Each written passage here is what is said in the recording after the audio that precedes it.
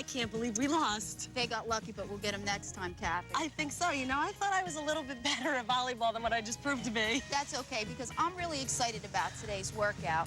You know, I have some awesome exercises to show you and the audience at home that anybody can do with us. So we're going to get started on our first exercise, Great. which is going to be an incline dumbbell press. Oh, good. Okay.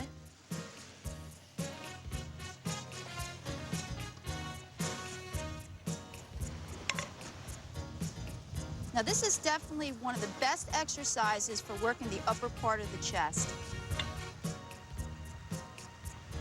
Good. Nice to bring it down nice and slow, Right. controlled, and then press it up.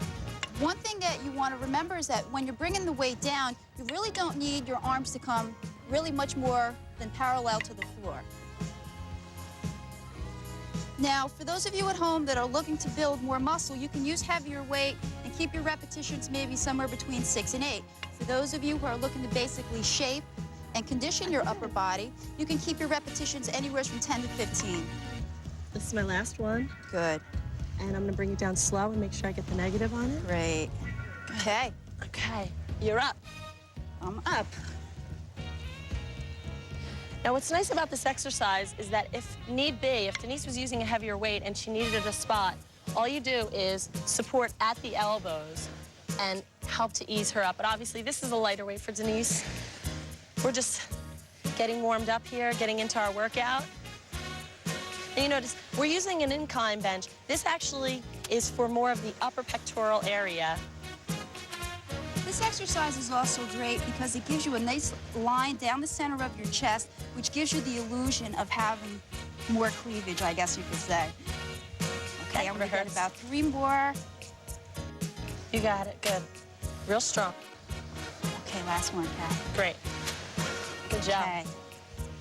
Okay, we're going on to? Incline flies. All right.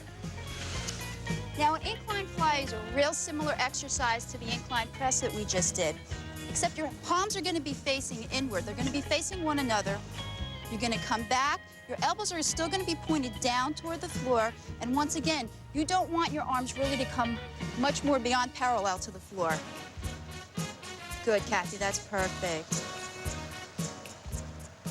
The big hug move. The big hug move. So a great way to explain this exercise, you may want to think about a big barrel being on your chest and you're just hugging around the barrel. This is 5. Now, Kathy, I'm going to do something to make it a little more difficult for you, okay? I'm just going to push down, and you're going to come back up yourself. Wow. Okay? Now, this exercise can also be done with a barbell, not only dumbbells, but you can use a barbell. But when you do use a barbell, you want to make sure that you bring the bar right beneath your chin because, once again, we are still concentrating on the upper part of the chest. Now, we're going to... Oh, I'm going to go. That's right. Yeah. Okay. Now, Denise, a lot of women think that if they work their pec area, that they're actually going to decrease the size of their bust line. That's not true, is it? Well, actually, It's 3. people need to understand that fat tissue and lean muscle tissue are 2 totally different things. And what you're going to be doing is really tightening and toning the muscle of your body. So you're actually going to give a lift to your chest, and it will enhance the way you look. Right. I did notice that after doing a little more upper pec area workout, I did notice that it actually does help you to firm the area rather than decrease the size. You can help me on these last 2, Kat. Okay. Right up. Come on, real strong. Good job. All right. All right. Yeah. We are moving on. Okay, next exercise. Flat dumbbell press. As you can see, we're just changing the angle of the bench. As far as the movement goes, it's going to be very similar to what we just did, except Kathy's now laying on a flat bench opposed to an incline bench. At this angle, you're basically going to work the entire chest area rather than just a single area of the chest that we did before.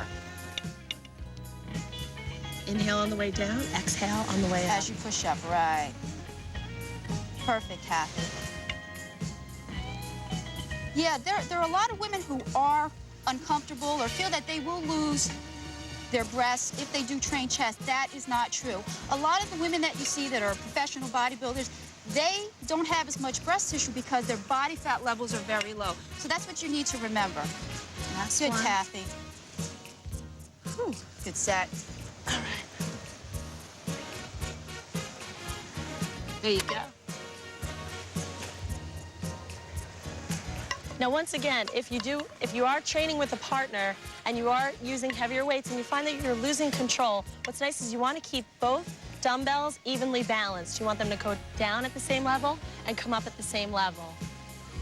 Now, I actually have one side a little weaker from an injury from gymnastics, so I find that my left side tends to need a little more support when I do need a spot. Well, the good thing with that is that you will basically eventually even out as long as your training is consistent.